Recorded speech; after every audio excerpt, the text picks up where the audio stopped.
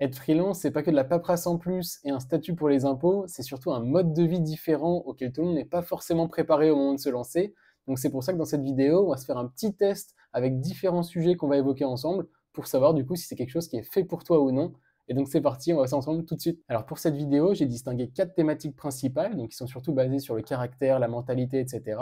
Et ce que je te propose pour le petit aspect test derrière, c'est tout simplement que si tu réunis 3 de ces 4 caractéristiques, ça veut potentiellement dire que du coup, tu es fait pour la freelance. Tant mieux si ça t'aide à te déterminer et à te lancer là-dessus. Mais au moins, voilà, ça peut être un petit indicateur qu'on peut se donner là-dessus. Évidemment, si tu n'atteins pas ces 3-là et que tu penses être encore en progression sur certains aspects, tu peux quand même te lancer, évidemment. Il ne faut pas te démotiver à cause de ça. Mais je pense que ça peut être un petit jeu de faire ça ensemble. Alors, le premier élément, selon moi, il est capital et c'est tout simplement lié à ta motivation de développer ta propre activité. Parce que forcément, là, tu vas développer ton propre business et donc ta propre marque. Donc, il y aura sûrement ton nom, hein, d'ailleurs, en freelance au démarrage. Mais voilà, c'est vraiment une marque que tu vas développer et donc il faut t'investir là-dedans, avoir potentiellement une vision à long terme, etc. Mais ça, c'est pas nécessaire. Mais tant que tu sais où tu veux aller et que tu mets tout ce qu'il faut pour remplir toutes les conditions et justement avancer dans la direction que tu veux. Et donc, ça, vraiment, c'est ultra important parce que c'est vraiment ta détermination, ta motivation, etc. qui va jouer là-dedans. Donc il faut voilà, que tu sois convaincu par ton projet, ça c'est clairement clair et net. Donc voilà, il faut vraiment que tu aies envie de tout cartonner. En plus, c'est super gratifiant de récupérer vraiment toi les bénéfices de ton travail. Donc tu verras qu'à la fois sur le plan financier, évidemment, tu es très content de gagner plus d'argent, etc. Ça met toujours plutôt bien. Et surtout également sur le développement personnel, la satisfaction et tout. C'est quand même super gratifiant de se dire, ok, c'est moi qui ai construit tout ça, je l'ai mérité, j'ai maintenant quelque chose d'acquis et une bonne base solide pour soit continuer, soit me développer dans une autre branche ou autre. Et donc vraiment, ça c'est ultra prenant. Enfin, moi, ça me passionne, hein, tout simplement. Donc je pense, voilà, il faut vraiment avoir cette envie-là de percer dans un domaine, de se développer au fur et à mesure, etc. Donc évidemment, si tu l'as, c'est vraiment le top.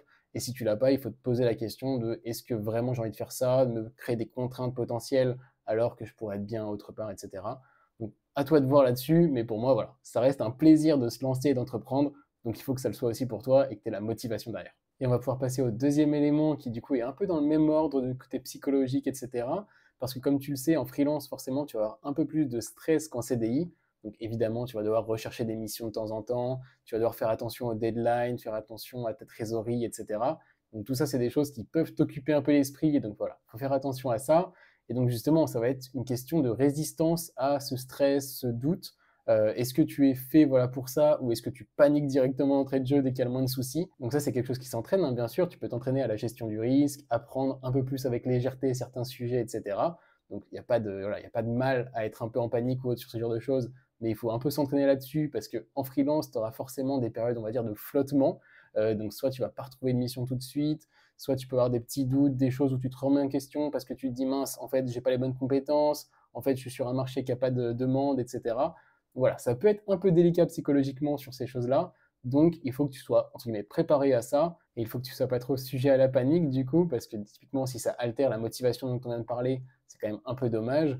Et il faut juste, du coup, garder un juste milieu, on va dire un équilibre entre le fait de rester lucide, conscient et responsable de ce que tu fais, donc de ne pas prendre de risques inconsidérés, mais quand même, voilà, rester motivé, ne pas abandonner au bout de 2 semaines de freelance, parce que c'est quand même un peu dommage et je pense que tu seras passé à côté de quelque chose, clairement. Mais évidemment, voilà, si tu ne trouves pas de mission au bout de 6 mois, 1 an, évidemment, même moi, je te recommanderais de repartir sur un CDI et la jouer plus classique. Mais voilà, il faut le juste milieu et je te laisse toi-même juger du coup de est-ce que tu en es capable ou pas. Alors on va maintenant pouvoir passer au troisième point qui là va plutôt concerner ton autonomie et ta capacité à savoir t'organiser.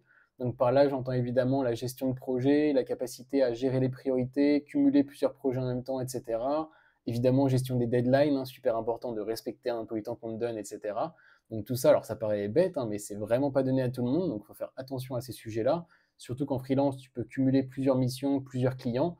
Donc vraiment, voilà, faut pas se perdre dans nos tâches et être vraiment sûr de ce qu'on fait et de pour quand on les fait. Et surtout, ce qu'il faut pas oublier, c'est qu'en freelance, ton manager, c'est pas vraiment ton manager, c'est ton client en fait. Donc justement, c'est une relation totalement différente et c'est pas comme quand tu débarques en junior, en salarié dans une boîte et que tu as ton manager qui va un peu te babysit, voilà, te guider, te donner les priorités, etc.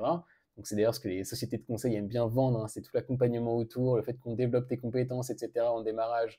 Mais en vrai, bon, n'écoutez pas ça, hein, clairement, lancez-vous en freelance, ça développe tout autant les compétences et l'esprit d'entreprise, etc. Donc, pas du tout de souci là-dessus.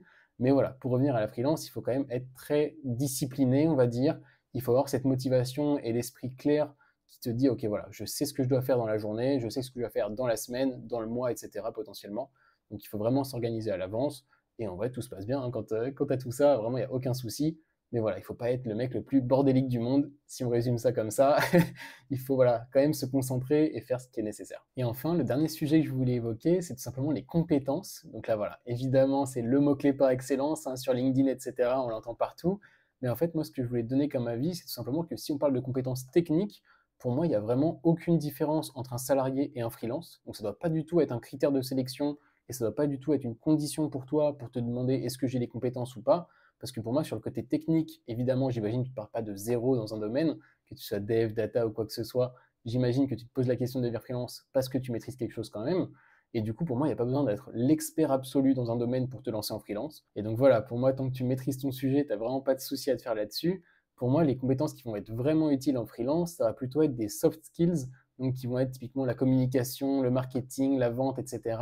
Parce que là, du coup, voilà, c'est quelque chose sur lequel tu peux te démarquer en freelance et où forcément tu en auras besoin, bien sûr, durant ton parcours. Donc la communication, évidemment, parce que ça paraît logique, il faut que tu puisses présenter correctement tous tes travaux, que tu puisses les valoriser, évidemment, hein, quand tu fais soit un devis, soit un rendu final, il faut que tu montres voilà, toute l'étendue de ce que ça peut apporter au client, tout simplement. Donc ça, c'est quand même évidemment super important. La vente, bien sûr, parce que quand tu es en contact avec un client, tu fais souvent, alors même d'ailleurs plus souvent qu'en salarié, des entretiens. Donc il faut savoir te vendre, gérer évidemment l'aspect contrat. Petit bonus avec les négociations, évidemment. Si tu es fort en négo, c'est toujours bien pour pas te faire avoir sur les tarifs. Donc voilà, c'est tout ce qui touche à la communication, au côté social, etc. Et d'ailleurs, j'ajouterais même un petit bonus sur le côté feedback. Donc c'est super important, alors à la fois de savoir en donner, parce que je trouve ça plutôt utile et c'est en général bien perçu, mais surtout de savoir en recevoir pour s'adapter du coup aux clients. Parce que forcément, les gens n'ont pas forcément la même perception du travail, ils veulent peut-être des choses un peu différentes, etc. Et donc c'est super important de savoir voilà, comprendre un feedback, l'utiliser à bon escient et savoir répliquer du coup en faisant un travail plus efficace et plus qualitatif. Donc voilà, on a parlé des 4 éléments que je voulais évoquer et simplement pour ajouter un petit bonus, c'est tout simplement le côté réseau parce que évidemment que c'est un super point fort quand tu as déjà un réseau établi ou que tu sais le maintenir et le développer. Alors j'avoue que je suis pas le meilleur là-dedans en plus, donc j'adore parler aux gens, mais après c'est garder contact, etc. C'est toujours un peu délicat. Mais voilà, si tu as cette capacité-là de développer un réseau, d'être super motivé à aller à des événements, rejoindre des communautés, etc., ce sera ultra bénéfique pour toi. Ça, clairement, ça peut être un gros avantage. Donc forcément, évidemment, fonce, ça c'est un très gros point bonus pour toi. Et donc voilà, on arrive au bout de ce petit test. Donc écoute, je te laisse te faire un petit récap et me dire en commentaire du coup quelle note tu obtiens parmi ces éléments-là. Est-ce que tu as des points forts, des points faibles et surtout est-ce que tu comptes te lancer en freelance derrière? C'est quand même le plus important. Donc n'hésite pas à me dire en commentaire ou même à m'ajouter sur LinkedIn directement. Je me ferai un plaisir de te répondre et on en discutera ensemble. Et évidemment, si tu as aimé la vidéo, je t'invite à mettre un petit like qui m'aide beaucoup pour référencement et surtout à t'abonner pour recevoir du coup chaque semaine ma vidéo sur la freelance et comment bien te lancer en indépendant. Donc écoute, on se retrouve dès la semaine prochaine. Salut!